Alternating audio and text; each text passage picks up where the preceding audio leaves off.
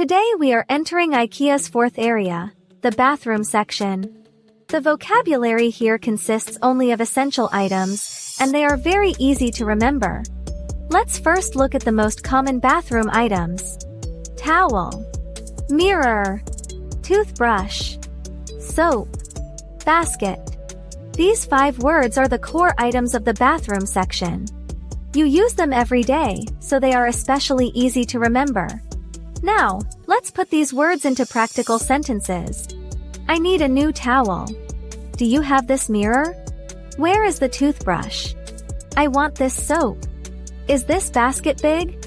The most common phrases in the bathroom area are, I need, I want, where is, do you have, is this?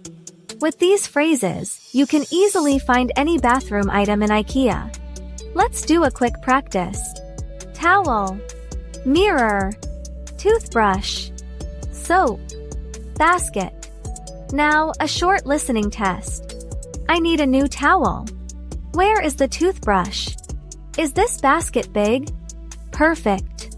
Congratulations, you have completed the 4th part of the IKEA course, the bathroom.